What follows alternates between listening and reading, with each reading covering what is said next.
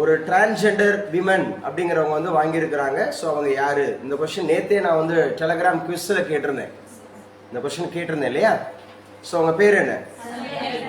எழுதி வச்சுங்க, ரொம்ப முக்கியமானது. இவங்க எந்த மாவட்டத்தை சார்ந்தவங்க அப்படின்னு கேட்டால் குமரி மாவட்டம், கன்னியாகுமரி மாவட்டத்தை சார்ந்த திருநங்கை சந்தியா தேவி. அவங்களுக்கு தான் தமிழக அரசு சிறந்த சமூக சேவைக்கான விருது வழங்கியிருக்காங்க. ஸோ இது கொஸ்டின் ரொம்ப முக்கியமான கொஸ்டின்ஸ். இந்த வருஷம் கேட்கப்படக்கூடிய விருதுகளில் முக்கியமான கொஸ்டின்ஸ் அப்படிங்கிறத ஞாபகம் வச்சுங்க. மு.க. ஸ்டாலின் அவர்கள் தான் இந்த விருதை வழங்கியிருக்கிறார். ஸோ சிறந்த சமூக சேவை, the best social service award, சரியா? கன்னியாகுமரி மாவட்டம். அவங்க ஒரு டிரான்ஸ்ஜெண்டர் திருநங்கை, அவங்களுக்கு வந்து அரசு விருது கொடுத்துருக்குறாங்க, சிறந்த சேவைக்கான விருது அப்படிங்கிறத ஞாபகம் வச்சுங்க. 2021 ஆண்டு முதல் 2021 இருந்து இது வழங்கப்பட்டு வருகிறது. சிறந்த சமூக சேவைக்கான விருது 2021 இருந்து வழங்கப்பட்டு வருகிறது. இதுல என்ன சார் இந்த விருது அப்படிங்கிறதுக்கு வழங்கப்படுதுன்னா 1 லட்சம் காசோலை. 1 லட்சம் காசோலை. இந்த ஜூலை மாசத்துல மட்டும் எத்தனை விருதுகள் வழங்கியிருக்கிறாங்க, என்னென்ன பேர்ல வழங்கியிருக்காங்க அப்படிங்கிறத கொஞ்சம் யூனிக்கா படிங்க. ஸோ 1 லட்சம் காசோலை மற்றும் பாராட்டு சான்றிதழ் அப்படிங்கிறது கொடுத்துருக்குறாங்க. இவங்க என்ன தொழில் செய்துட்டு வராங்க அப்படின்னா பூக்கட்டும் தொழில், பூக்கட்டுற தொழில் தான் செஞ்சுட்டு வராங்க. அதோடு கூட வில்லிசையில் ஆர்வம், வில்லிசை அப்படிங்கிறதுல வந்து இவங்க ஆர்வம். நிறைய கரோனா விழிப்புணர்வு, சமூக நலத்திட்டங்கள், வரதட்சணை தடுப்பு, பெண்கள் வடுங்கொன்மை, இந்த மாதிரி நிறைய விஷயங்களை பற்றி பப்ளிக்கில் என்ன பண்ணியிருக்கிறாங்க அப்படின்னு சொல்லி பார்த்தீங்கன்னா அவேர்னஸ் கிரியேட் பண்ணியிருக்கிறாங்க. பப்ளிக் அவேர்னஸ் கிரியேட் பண்ணதுனால அவங்களுக்கு வந்து என்னென்ன கொடுத்துருக்குறாங்க அப்படின்னு சொல்லி பார்த்தீங்கன்னா சிறந்த சமூக சேவைக்கான விருது கொடுத்துருக்குறாங்க. ஸோ அப்போ சிறந்த சமூக சேவைக்கான விருது பெற்றிருக்கக்கூடிய திருநங்கை யாரு? சந்தியா தேவி. எந்த மாவட்டத்தை சார்ந்தவங்க? கன்னியாகுமரி மாவட்டத்தை சார்ந்தவங்க. இவங்க எந்த தொழிலில் ஈடுபட்டிருந்தாங்களா? பூக்கட்டுற தொழில். எதில் சிறப்பாக இருந்திருக்கிறாங்க? இது வில்லிசை அப்படிங்கிறதுல பாடுதலே இருந்திருக்கிறாங்க. இவங்க கூட யாரு சார் இருக்கிறா? நம்முடைய தமிழகத்தினுடைய தலைமை அந்தமாக இருக்கக்கூடிய சீஃப் செக்ரட்டரி, தலைமைச் செயலாளர் சிவ்தாஸ் மீனா ஐஏஎஸ் அவங்க இருக்கிறாங்க. சிவ்தாஸ் மீனா ஐஏஎஸ் இருக்கிறாங்க. அதே மாதிரி கீதா ஜீவன், இவங்க தான் சோசியல் வெல்ஃபேருக்கான மினிஸ்டர். சோசியல் வெல்ஃபேர் அப்படிங்கிறதுக்கான மினிஸ்டர் இருக்கிறாங்க கீதா ஜீவன். இந்த மினிஸ்டர்ஸ் நேம்லாம் கொஞ்சம் தனியாகவே எழுதிட்டு வாங்க. சென்ட்ரல் அண்ட் ஸ்டேட், மத்திய அரசுல மாநில அரசுல தமிழகத்தினுடைய சமூக மேம்பாடு அல்லது சமூக நலத்துறை அமைச்சர் யார் அப்படின்னு கேட்டா கீதா ஜீவன். தமிழகத்தினுடைய தலைமைச் செயலர் யார் அப்படின்னு கேட்டா சிவதாஸ் மீனா ஐஏஎஸ். அதே மாதிரி யாருக்கு இந்த வருஷம், எந்த வருஷத்திலிருந்து கொடுத்துட்டு வராங்க? 2021 இருந்து. அடுத்து எழுதி வச்சுங்க, மாணவர்கள் தற்கொலைகளை தடுக்க, டு ப்ரோஹிபிட். யாரு சார்? ஸ்டூடெண்ட்ஸோட சூசைட், ஸ்டூடெண்ட்ஸோட தற்கொலைகளை தடுப்பதற்காக மனோ தர்பன் அப்படிங்கிற ஒரு முன்னெடுப்பு மத்திய அரசு அறிவிச்சிருக்கிறாங்க. மனோ தர்பன். நேற்று கூட தமிழ்நாட்டில் ஏதோ ஒரு மெட்ரிகுலேஷன் ஸ்கூலில் படிக்கக்கூடிய, சிபிஎஸ்சியில் படிக்கக்கூடிய ஒரு பொண்ணு, 8th படிக்கக்கூடிய பொண்ணு, ஸோ வீட்டில் வந்துட்டு ஒரு ஈவினிங் டைம்லேயோ ஒரு மார்னிங் ஆஃப்டர்நூன் டைம்லேயோ ஸோ தூக்கிட்டு தற்கொலை பண்ணியிருக்கிறாங்க அப்படிங்கிறத நம்ம பார்த்துருக்குறோம். ஸோ மாணவர்கள் தற்கொலைகளை தடுப்பதற்காக மத்திய அரசு கொண்டு வந்திருக்கக்கூடிய புதிய திட்டம் எது அப்படின்னு கேட்டா மனோ தர்பன். அந்த திட்டத்தோட பேரு மனோ தர்பன் அப்படிங்கறத ஞாபகம் வச்சுங்க. ராஜஸ்தான் மாநிலம் கோட்டா, நீட்டு, ஜேஇஇ உள்பட பல்வேறு போட்டித் தேர்வுகளுக்கு பல மையங்களில் பயிற்சி அளிக்கப்பட்டு வருகிறது. அதில் பயிலும் மாணவர்கள் மதிப்பெண்கள் குறைந்தால் அல்லது தேர்வுகளில் தோல்வியடைந்தால் மன உளைச்சலுக்கு ஆளாகி தற்கொலை செய்து கொள்ளும் சம்பவங்கள் அதிகரித்து வருகிறது. இந்த அடிப்படையில் சரியா மக்களவையில் கேட்கப்பட்ட கேள்விக்கு பதிலளித்து சுகந்தா மஜும்தார் பேசியதாவது, இந்தியாவில் விபத்துகள் மற்றும் தற்கொலை சம்பவங்களால் உயிரிழப்போரின் எண்ணிக்கை குறித்து தேசிய குற்றவியல் ஆவண காப்பகம் இருக்கு. இப்படி ஒன்று இருக்கு, எழுதி வச்சுங்க. What is expansion of NCRB கேட்பாங்க. என்சிஆர்பி அப்படின்னா என்ன சார்? எழுதி வச்சுங்க. National criminal. ஆர் அப்படின்னு சொன்னா என்ன சொல்லலாம்? ரெக்கார்ட்ஸ். பின்னு சொன்னா காப்பகம்ன்றனால போர்டு வராது. பீரோ பீரோ. சிபிஐ சொன்னால கிரைம் தான்.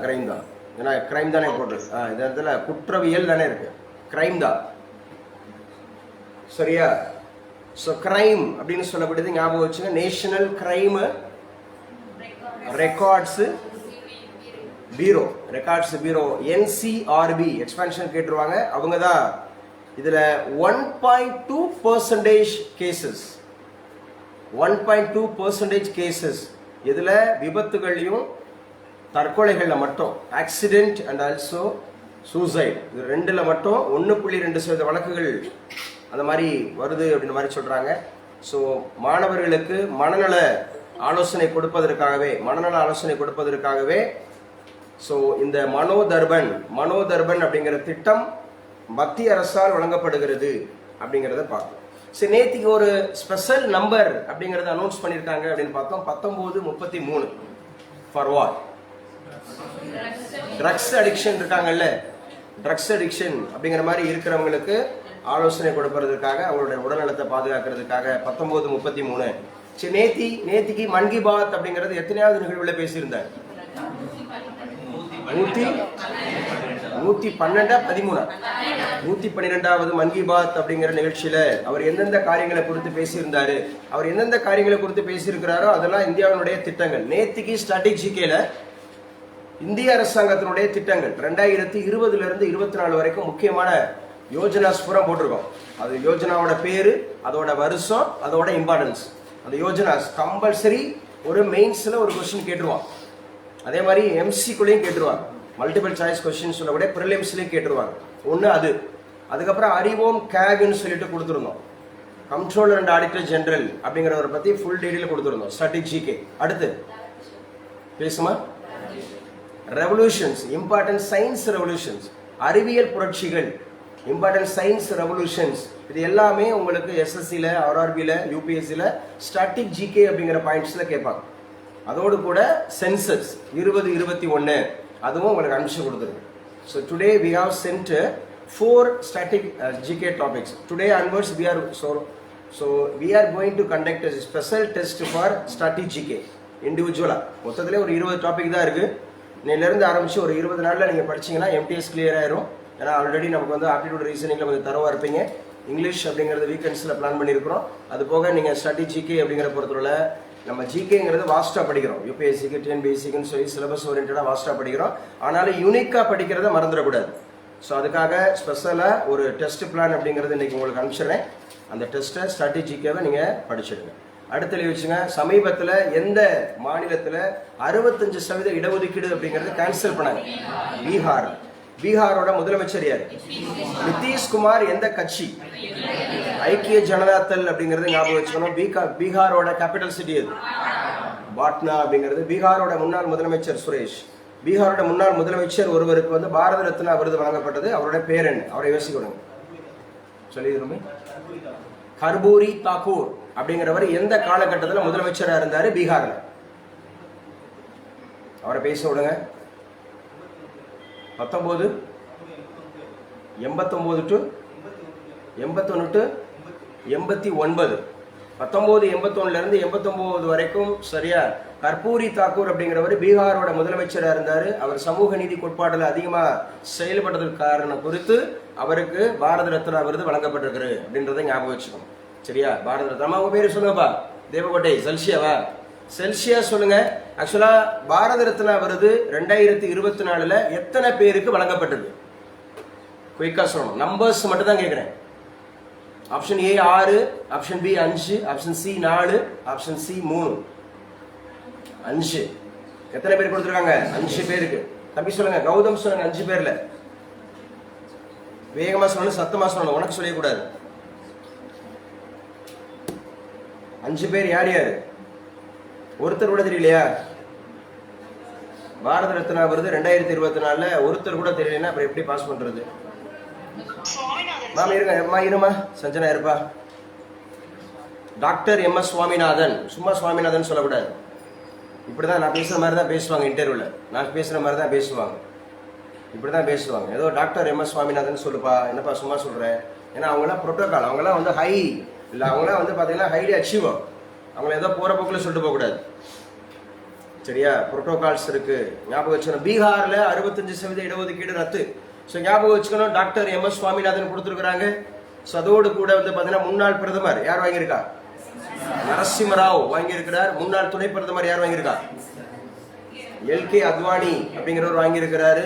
சரியா? LK அத்வானி அப்படிங்கிறவர் வாங்கியிருக்கிறாரு. ஸோ அதுக்கப்புறம் நம்ம கர்பூரி தாக்கூர் அப்படிங்கிறவர் வாங்கியிருக்கிறாங்க. ஸோ அதுக்கப்புறம் MS சுவாமிநாதன் வாங்கியிருக்கிறாரு. 5 பேர் வந்துருச்சா? சரண் சிங் முன்னாள் பிரதமர். பாராளுமன்றத்தையே பார்க்காத பின்ன பிரதமர் யாரு? சரண் சிங். இண்டிவிஜுவலா கேட்டா இப்படிதான் முழிக்கிறீங்க எல்லாருமே, இல்லைன்னா பக்கத்தில் இருக்கிறவர் எடுத்து கொடுக்கறதுனால சொல்லிடுறீங்க. தயவு செய்து உங்களுக்கு இண்டிவிஜுவலா ஆன்சர் பண்ண முடிஞ்சா மட்டும்தான் நீங்க போட்டித் தேர்வில் ஜெயிச்சு வர முடியும். It is very very important. கொஞ்சம் ஆக்டிவா கவனிங்க, கொஞ்சம் நல்லா கவனிச்சுங்க. இது போட்டித் தேர்வு தான், ஆனால் போட்டியே கிடையாது. 65% இடஒதுக்கீடு அப்படிங்கிறது பீகார் அப்படிங்கிறதுல சொன்னாங்க. அப்ப முதல் முறையாக இந்திய தேசத்துல சாதிவாரி கணக்கெடுப்பு எடுத்த முதல் மாநிலம் அது. நல்லா சொல்லுங்க, பீகார் மாநிலம் அப்படிங்கறத ஞாபகம் வச்சுங்க. மாநில அரசு இடஒதுக்கீடில் 50% மீறக்கூடாது என்று இந்திரா சாவணி வழக்கு எழுதி வச்சுங்க. இந்திரா சகானி வழக்கு அப்படிங்கிறது இடஒதுக்கீடோடு சம்பந்தப்பட்ட ஒரு வழக்கு. இந்திரா சகானி வழக்கு அப்படிங்கிறது வந்து இடஒதுக்கீடோடு சம்பந்தப்பட்ட ஒரு வழக்கு.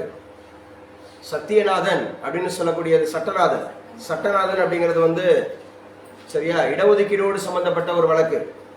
அதே மாதிரி வந்து பாத்தீங்கன்னு சொன்னா OBC அப்படிங்கிறது உருவாக ரொம்ப முக்கியமா காரணமாக இருந்த VP சிங், அவரு மண்டல் கமிஷன், இதெல்லாம் முக்கியமானது அப்படிங்கறத ஞாபகம் வச்சுக்கணும். 50% மீறக்கூடாது. அரசு பணிகள் மற்றும் கல்வி நிலையங்களில் ஏற்கனவே பல்வேறு பிரிவினருக்கு உள்ள பிரதிநிதித்துவத்தை கருத்தில் கொள்ளாமல் மக்கள் தொகை விகிதாச்சாரத்தை மட்டும் அடிப்படையாக கொண்ட இடஒதுக்கீட்டை உறுதிப்படுத்த அரசு முயற்சிக்கிறது என்று தீர்ப்பில் சுட்டிக்காட்டப்பட்டுள்ளது. பீகார்ல தடை பண்ணியிருக்கிறாங்க, முக்கியமானது. அடுத்த இன்னைக்கு கரண்ட் அஃபேர்ஸ் ஜூலை 30, 2024. விவசாயிகளின் சந்தேகங்களுக்கு விடையளிக்க செயற்கை நுண்ணறிவு செயலி artificial intelligence app for clarify the peasants or farmers. The questions from peasants or farmers, அவங்களுக்கு பதில் சொல்றதுக்காக செயற்கை நுண்ணறிவு செயலி அப்படிங்கிறது உருவாக்கம் அப்படிங்கிறது ஞாபகம் வச்சுங்க. சோ அதை யாரு சார் அறிவிச்சிருக்கிறா அப்படின்னு கேட்டா நம்ம தமிழகத்தினுடைய விவசாயத்துறை அமைச்சர், வேளாண் துறை அமைச்சர், அக்ரிகல்ச்சர் மினிஸ்டர் ஆஃப் தமிழ்நாடு அப்படிங்கிறது MRK பன்னீர்செல்வம். ஞாபகம் வச்சு MRK Panneerselvam, the welfare of agriculture minister அப்படிங்கறத ஞாபகம் வச்சுங்க, முக்கியமானவர். அதே மாதிரி இந்தியாவுக்கு அப்படின்னு சொல்ற Rajeshwari, who is at present agriculture minister of India, Shivraj Chouhan. இந்த சிவராஜ் சௌஹான் அப்படிங்கிறவர் எந்த மாநிலத்தினுடைய முன்னாள் முதலமைச்சர்? தீபிகா. மத்திய பிரதேசோட கேபினட் எது? போபால் விசவாயு கசிவு எப்ப நடந்துச்சு? 1984 அப்படிங்கிறதுக்கு நிகழ்வுக்கு காரணமாக இருந்த நிறுவனத்தின் பெயர் என்ன? சரி, அதோட கெமிக்கலோட பேர் என்ன? Methyl isocyanate union carbide, Anderson. ஞாபகம் வச்சுக்கணும், ஆண்டர்சன் அப்படிங்கறது ஞாபகம் வச்சுக்கணும். ஸோ ரொம்ப முக்கியமானது. அப்ப சிங்கப்பூரோட டைப்ல தான் இது பண்ணியிருக்கிறாங்க. அதுல ரொம்ப முக்கியமான சொல்லியிருக்காங்க அக்ரிபாட், அந்த செயலியோட பேரு அக்ரிபாட் அப்படிங்கிற ஒரு இன்டர்நெட், அந்த AIங்கிறதுக்காக ஆர்டிபிஷியல் இன்டெலிஜென்ஸுக்காக அக்ரிபாட் அப்படிங்கிற ஒன்று உருவாக்கப்பட்டிருக்கிறது. அக்ரிபாட் அப்படிங்கிற ஒன்று உருவாக்கப்பட்டிருக்கிறது. அப்ப தமிழ் மொழியில் வேளாண்மைக்கென தனித்துவம் வாய்ந்த சாட் GPT போன்று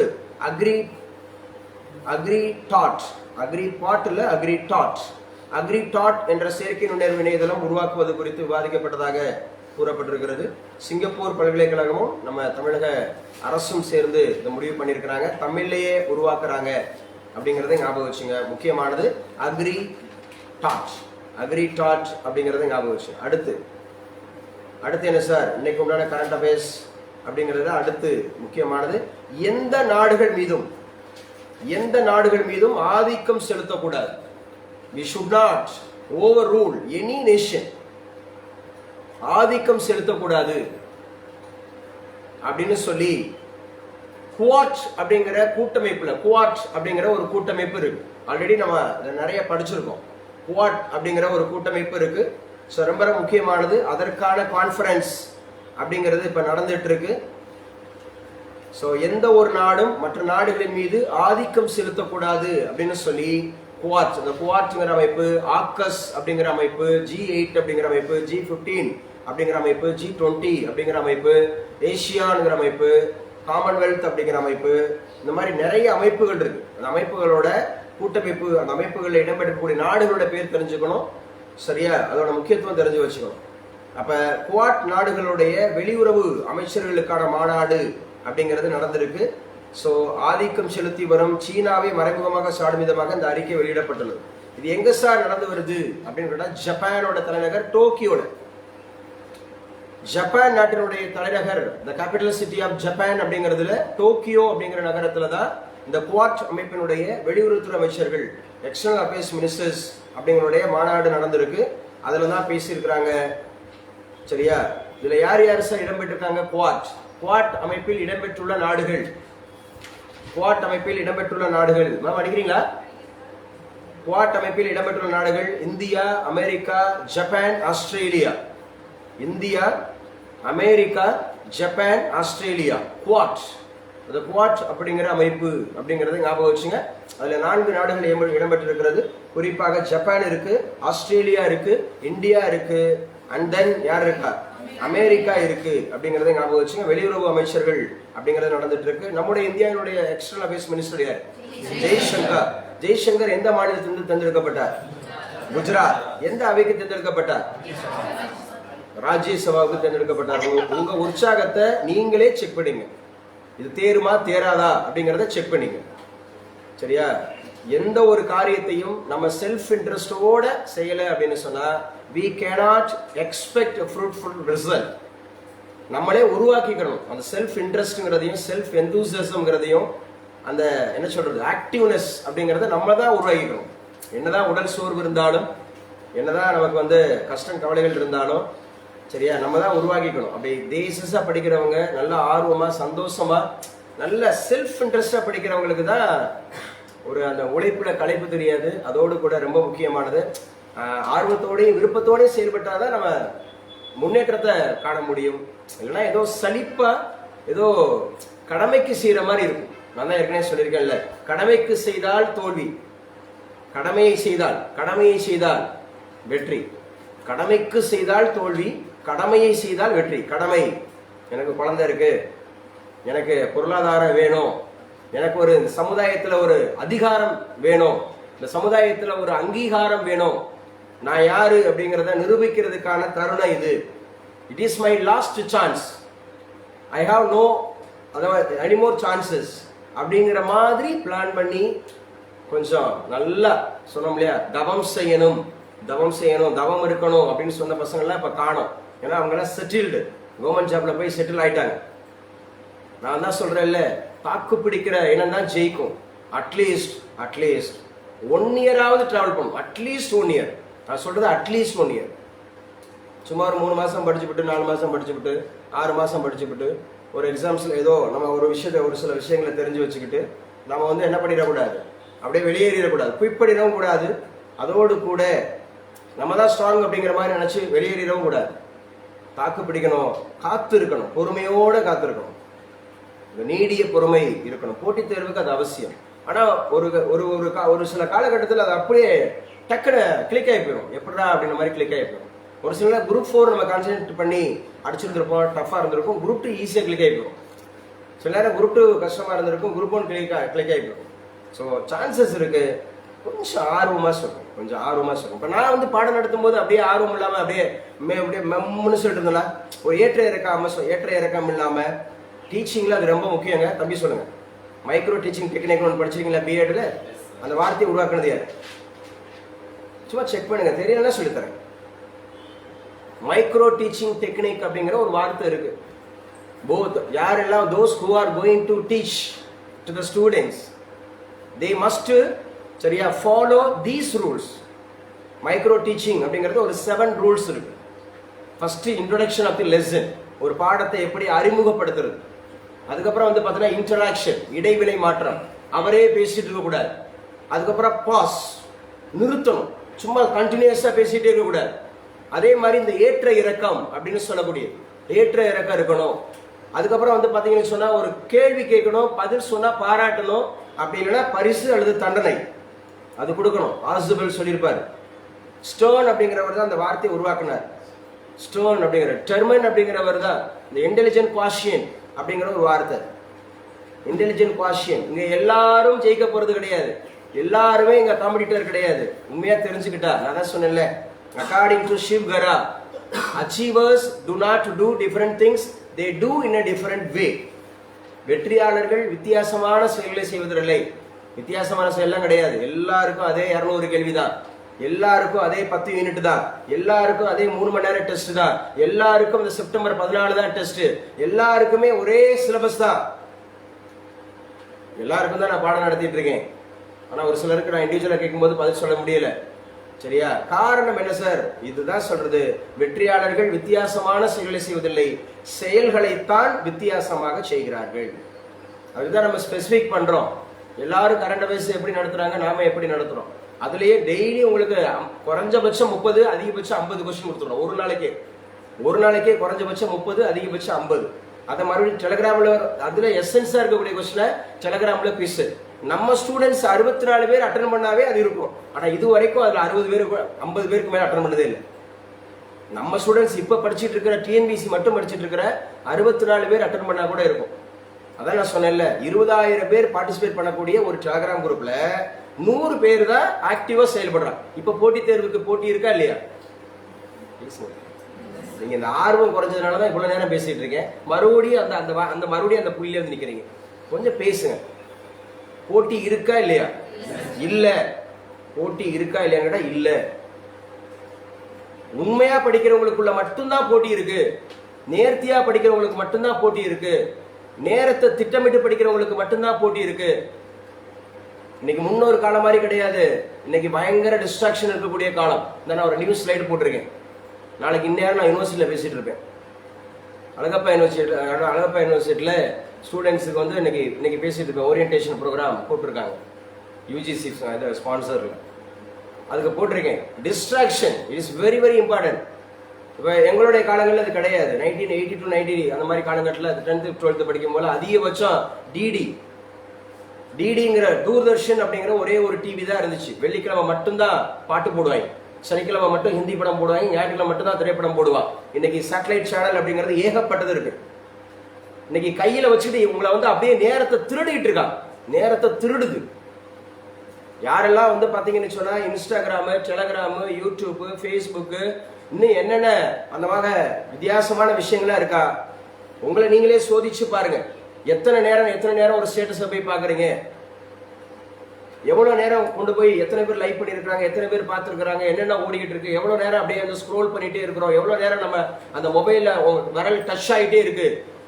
மொபைல்ல விரல் டச் ஆகிற நேரத்தை மட்டும் கவுண்ட் பண்ணா கூட உங்களோட வெற்றியா தோல்வியா அப்படிங்கறத நீங்க செக் பண்ணிக்கலாம். உங்க நேரம் உங்களுக்கு தெரியாமலே திருடப்படுகிறது. அதை மட்டும் மறந்துடக்கூடாது. இதுலதான் வித்தியாசம் காட்டுவாங்க போட்டித் தேர்வாளர்கள், வெற்றியாளர்கள். இதுலதான் அதுக்குன்னு ஒரு நேரம் வச்சுவாங்க. ஒரு ஸ்டேட்டஸ், ஒருவேளை ஒரு ஃபேஸ்புக்ல நான் போய் பார்க்கணும், ஒரு யூடியூப்ல போய் ஒரு பார்க்கணும், ஒரு இன்ஸ்டாகிராம்ல போய் பார்க்கணும், அதுக்காக பார்க்கவே கூடாதுன்னு சொல்ல வரல. ஃபேஸ்புக் அவசியம்தான். அறிவியல் அப்படிங்கிறது ஆக்கத்திற்கு பயன்படுத்துறது புத்திசாலித்தனம். ஆனா உங்களுடைய அழிவிற்காக பயன்படுத்திடக்கூடாது. நான் சொல்ற அழிவுங்கிறது என்ன அப்படின்னு சொன்னா, உன் நேரத்தை போய் வீணடிச்சிடக்கூடாது. உன்னை பாசிட்டிவா இருக்கக்கூடிய நேரத்தை கொண்டு போய் அதுல போய் வேஸ்ட் ஆகிடக்கூடாது. ரொம்ப முக்கியமானது. கொஞ்சம் ஆர்வமா பேசுங்க. நம்ம we are only guidance, we are only guide. சரியா? உங்களை வழி நடத்தக்கூடிய காரியத்தை தான் பண்றோம்.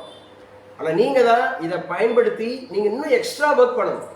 ஆனா நீங்க எங்களுக்கே இன்னும் கோஆபரேட் பண்ணல, நாங்க சொல்றதுக்கே இன்னும் நீங்க ஃபாலோ பண்ணல. அந்த நேரத்தை சரியா பயன்படுத்துறதுலையும் சரி, கிளாஸ்ல பேசுறதுலையும் சரி, ஒரு ஆக்டிவா இருக்கிறதும் சரி. நீங்க ஒரு டீச்சரை சூப்பரா அசஸ் பண்ணலாம். அவர் நம்ம கட்டுப்பாடுகளை வச்சிருக்கிறாரா, யாரையுமே பேச விடாம பண்றாரா, நம்மளை கவனிக்கிறாரா, இண்டிவிஜுவலா கேள்வி கேட்கிறாரா, ஒரு ஒரு இம்பார்ட்டன்ட் பாயிண்ட்ஸ்ங்கிறத அழுத்துறாரா, கூடுதல் விஷயம் கவனம் செலுத்துறாரா. இதுதான் ஒரு டீச்சரோட குவாலிட்டி. சும்மா ஒரு பாடத்தை தெரிஞ்சவன் வெளிப்படுத்துறதுலாம் டீச்சர் கிடையாது. ஒரு எக்ஸாம்ல பாஸ் பண்ணிட்டு பாடம் நடத்துறவங்க டீச்சர் கிடையாது. அது யாரு வேணாலும். அப்படி பார்த்தா 9ஆம் வகுப்பு படிக்கிறவன் 8வது படிக்கிற பிள்ளைகளுக்கு பாடம் சொல்லி கொடுக்கலாம். ஏன்னா ஆல்ரெடி அந்த பிள்ளைக்கு தெரியும். தமிழ் தாய் வாழ்த்து அப்படின்னு சொன்னாவே ராமலிங்க அடிகளார், திருவருட்பா அப்படின்னு சொன்னாவே இந்த இடத்துல கடவுள் வாழ்த்து சொல்லிடலாம். யாரோ ஒருத்தர் சொல்லிவிடலாம், ஈஸியாக சொல்லிவிடலாம். அது டீச்சர் கிடையாது. டீச்சருக்குன்னு சில குவாலிட்டிஸ் இருக்கு. அதில் நான் சொன்ன ஒரு குவாலிட்டி முதல்ல கவனிக்கணும்.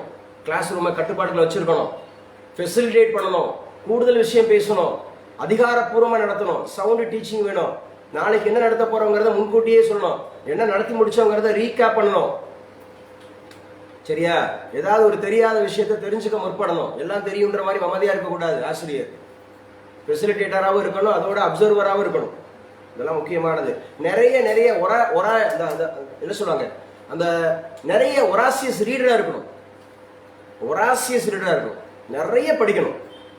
நிறைய படிக்கிறதுனால மட்டும்தான் உங்களால இப்படிலாம் பேச முடியும்.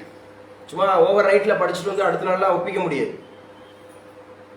ஒரு தடவை சொல்றது, அதுக்கு தான் நான் சொல்றேன். இப்போ நான் என்னோட சக்சஸ்லாம் காரணம் என்ன தெரியுமா? நான் 3rd ஸ்டாண்டர்ட் படிக்கையில இருந்து கட்டுரை, பேச்சு, கவிதை, வினாடி வினா, அது குறிப்பா அந்த வினாடி வினாவை மென்ஷன் பண்றேன். காரணம் ஏன் அப்படின்னு கேட்டா, ஒரு வினாடி வினா, ஒரு குவிஸ் காம்படிஷன்ல நம்ம கலந்துக்கிறோம்னு சொன்னா அன்னைக்கு என்ன வரைக்கும்ன்ற மாதிரி வேர்ல்டுல நடந்திருக்கு, இந்தியாவில் நடந்திருக்கு, தமிழ்நாட்டில் என்ன நடந்திருக்கு, science, history, geography, polity, economics, music, including music, ஒருவருடைய ஓக்கல், ஒருத்தரை பேசிட்டு அவருடைய வாய்ஸ் என்னன்னு வரைக்கும் கேட்பாங்க. ஆன் தி ஸ்பாட் கேட்பாங்க. ரேபிட் ஃபயர் கொஸ்டின்ஸ்லாம் இம்மீடியட்டா அடிக்கணும், பஸ்ஸர் அழுத்தணும். அது மாதிரி 3rd ஸ்டாண்டர்ட்ல இருந்து 4th ஸ்டாண்டர்ட்ல இருந்து அப்படிலாம் நம்ம பயணிச்சு வந்ததுனால தான் உங்க முன்னாடி நிற்க முடியுது. இல்லைன்னா பேச முடியும், இந்த மாதிரி பேச முடியுது. ஒரு கவிதத்துவமா பேசுறதா இருந்தாலும் சரி, யார் பார்த்தீங்க அப்படின்னு சொன்னா ஒரு இங்கிலீஷ்ல பேசுறதா இருந்தாலும் சரி, அல்லது ஒரு சப்ஜெக்ட் வைஸா பேசுறதா சரி, அந்த மாதிரி இருக்கிறது. எழுதி வச்சுங்க. இன்னைக்கு டாக்டர் முத்துலட்சுமி அவங்களுடைய பிறந்த நாள். ஜூலை 30 அப்படின்னு சொல்லக்கூடியது டாக்டர் முத்துலட்சுமி ரெட்டி அவங்களுடைய பிறந்த நாள். ஆல்ரெடி நம்ம நிறைய பேசியிருக்கோம் அவங்கள பத்தி. டாக்டர் முத்துலட்சுமி ரெட்டி அவருடைய பிறந்த நாள் அப்படிங்கறத ஞாபகம் வச்சுங்க. இவங்க தான் முக்கியமா பாத்தீங்கன்னா தேவதாசி ஒழிப்பு முறை அது தமிழகத்துல நிறைவேறுவதற்கு மிக முக்கிய காரணமாக இருந்தவங்க. அடையார் புற்றுநோய் அப்படிங்கறதனுடைய ஃபவுண்டர். சரியா? ஃபவுண்டர் இவங்க தான். தமிழகத்திலிருந்து தேர்ந்தெடுக்கப்பட்ட முதல். தடைகளையும் உடைச்சாதான் படிக்க முடியும். ஆர்வமா இருங்க, நல்ல ஆர்வமா இருங்க, பிரிஸ்கா இருங்க. இங்க என்ன விட வயது மூத்தவங்க யாரும் கிடையாது. இப்ப எனக்கு முன்னாடி உட்கார்ந்து இருக்கிறவர்கள் என்ன விட வயது மூத்தவங்க யாரும் கிடையாது. Accept ma'am. அவங்க சொல்றாங்க எக்ஸப்ட் மேம் சொல்றாங்க. என்ன சொல்றாங்க? நான் சொல்றேன் சார். அவ்வளவு ஆர்வம். அங்க சிஸ்டத்துல ஒர்க் பண்ணிட்டு இருக்கும் போதே சொல்றாங்க, நான் சொல்லவா சார். என்ன கௌதம், நம்ம அதுக்கு தான் மெனக்கெட்டு படிக்கிறோம். யாராவது ஒரு ஆள் சொல்லு சொன்னேன். நான் 5 பேரையும் சொல்ல. யாராவது ஒரு ஆள் பாரத ரத்னா விருது பெற்றவர்கள் அப்படிங்கிற போது அப்படியே நம்ம முடிச்சிட்டு இருக்கிறோம்.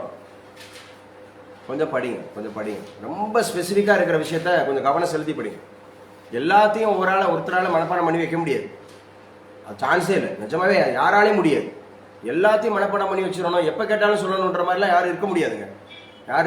ஆனா கொஞ்சம் சில ஸ்பெசிபிக் இருக்கு இல்லையா? இப்ப பாரத ரத்னாங்கிற போது ஒரு 5 பேர்ல ஒரு ஆள். 5 பேர்ல ஒரு ஆள். 1954 தான் முத கொடுக்கப்பட்டுச்சு. 3 பேருமே தமிழர்கள். RRR அப்படிலாம் சொல்லியிருக்கோம்.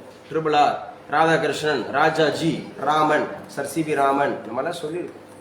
2வது பாத்தீங்கன்னு சொன்னா நம்ம ஜவஹர்லால் நேரு, 55ல ஜவஹர்லால் நேரு, வல்லபாய் பட்டேல் அப்படிலாம் சொல்லியிருக்கோம்.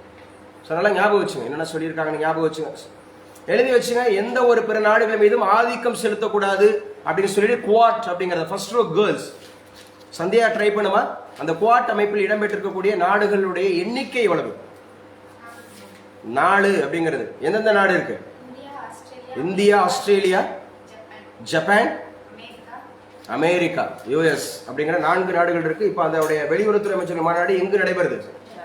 ஜப்பான்ல. எங்க?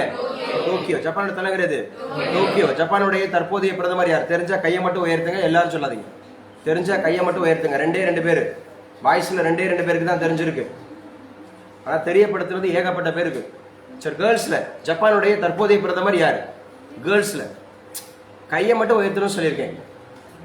ஜப்பானுடைய தற்போதைய பிரதமர் 100வது பிரதமர். அப்ப இப்படி இருந்தீங்கன்னா உங்களை யாரை வச்சு ரிசல்ட் கொடுக்கறது? படிச்சவங்க தான் எழுதுங்க. 100வது பிரதமர் ஃபுமியோ கிஷிடோ. ஜப்பான் நாட்டினுடைய 100வது பிரதமர் அப்படிங்கிறவர் ஃபுமியோ கிஷிடோ அப்படிங்கிறவர் ஞாபகம் வச்சுங்க. ஜப்பானுடைய 100வது பிரதமர் ஃபுமியோ கிஷிடோ. ஸோ குவாட் அப்படிங்கிறத குறித்து நம்ம பேசிட்டோம். ஸோ ரொம்ப முக்கியமானது அப்படிங்கறத ஞாபகம் வச்சுங்க. இந்திய பெருங்கடல் பகுதியில் கண்காணிப்பை அதிகரிக்க இந்தோ பசிபிக் கடல் பாதுகாப்பு விழிப்புணர்வு திட்டத்தை இந்திய பெருங்கடலுக்குள் விரிவாக்கம் செய்யப்பட உள்ளது. மேலும் இந்திய பெருங்கடலின் பகுதிக்கான தகவல் தொகுப்பு மையம் மூலமும் தெற்காசிய நாடுகளுடைய இது பண்ண போது சீனா இதுக்கு கண்டனம் தெரிவிச்சிருக்கிறாங்க. ஏன்னா அது சீனாவுக்கு எதிராக சொல்லப்பட்டிருக்கிறதா அது குற்றம் சுமத்துறாங்க அப்படிங்கறத ஞாபகம் வச்சு. இன்னைக்கு உண்டான கரண்ட் அஃபேர்ஸ்ல வேறு என்ன சார் முக்கியமான தகவல் இருக்கு எழுதி வச்சுக்கலாம். மகப்பேறு இறப்பு, maternity mortality rate, maternity mortality rate அப்படின்னு சொல்லுவோம் இல்லையா.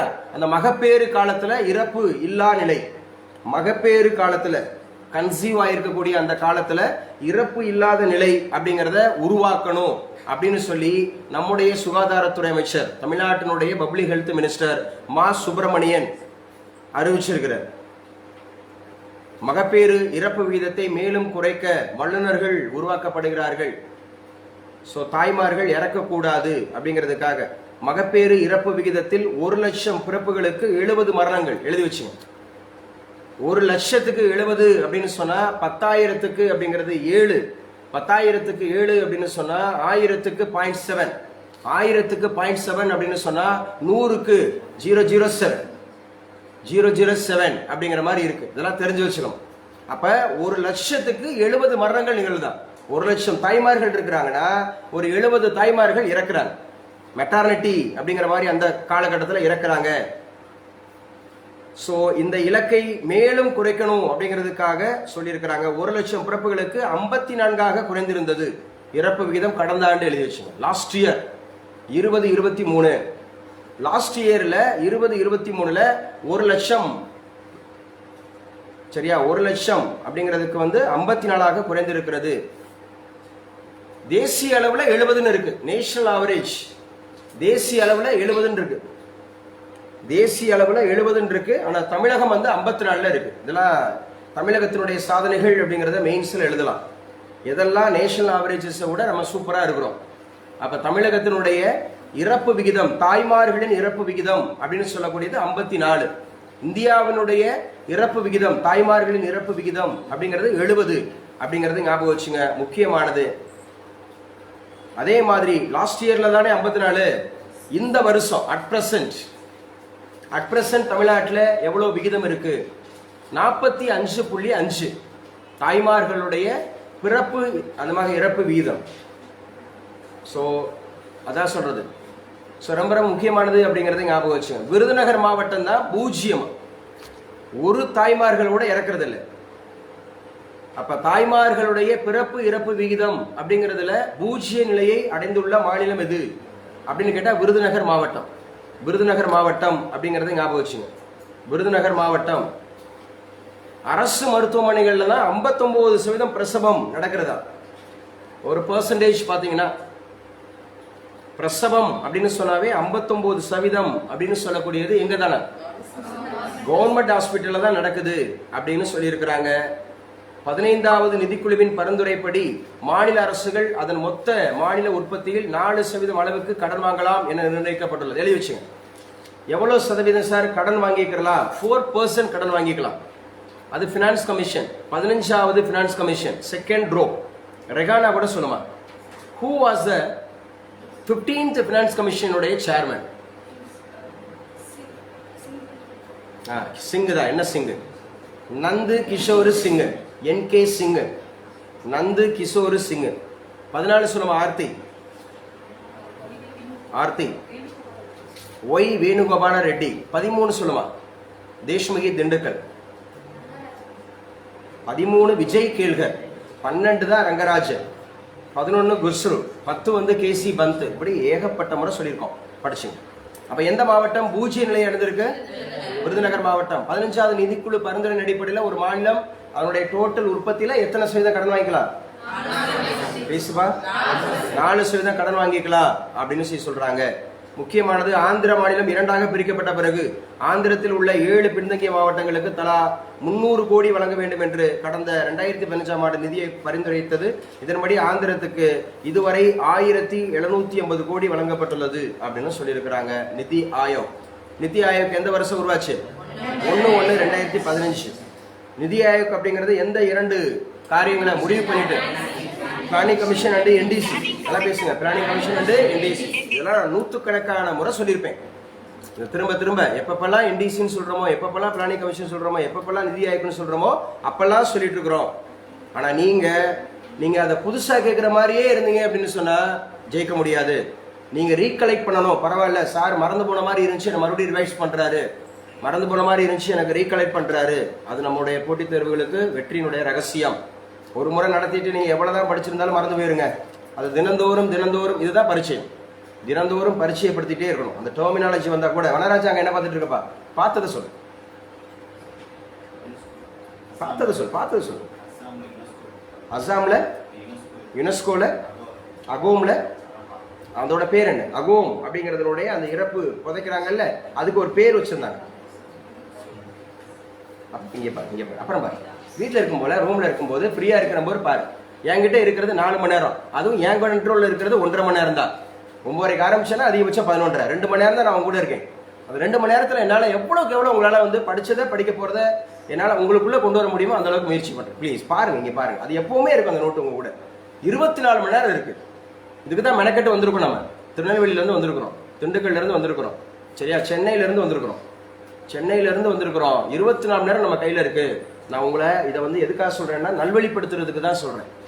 குறை சொல்றதா எடுத்துக்கூடாது, குற்றம் சாட்டுறதா எடுத்துக்கூடாது. ஜெயிக்க முடியாதுங்க, சரியா. போதிக்கும் போது வருத்தப்படுவீர்களானால் பாதிக்கும் போது, சரியா, அழ நேரிடும். போதிக்கும் போது அலட்சியப்படுத்துவீர்களானால் பாதிக்கும் போது அழ நேரிடும். அதுக்கு பரவாயில்ல, நம்ம மேல அக்கறை வச்சு கேட்கிறாருன்னு நினைக்கணும். அப்படிதானே தம்பி சதீஷ்? ஆமா, சதீஷ் அப்படிங்கறது நிறைய நடக்கும்.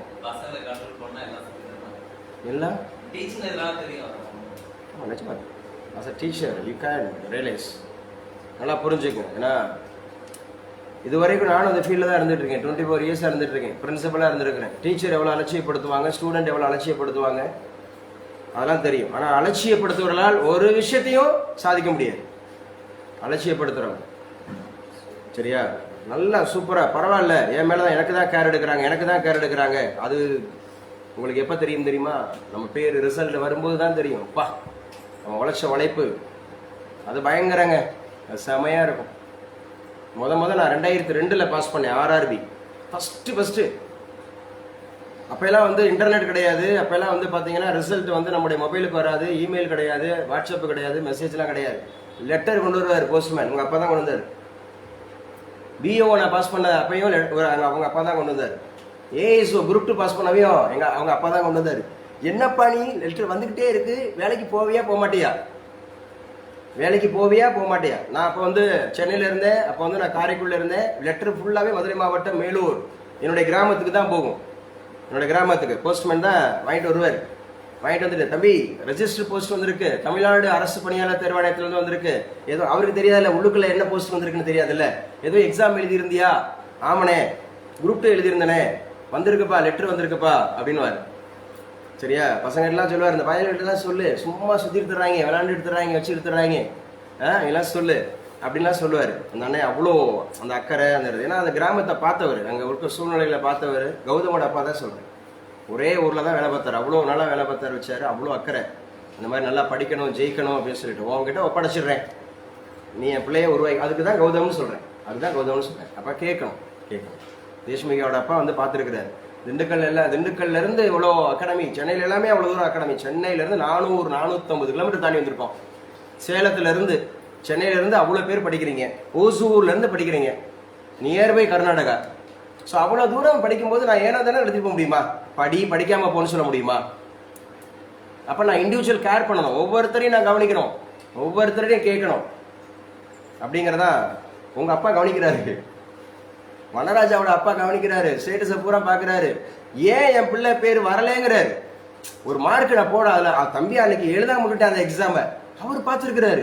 நான் கூட ஸ்டேட்டஸில் வைக்கல, ஃபேஸ்புக்கில் பார்த்துருக்கிறாரு.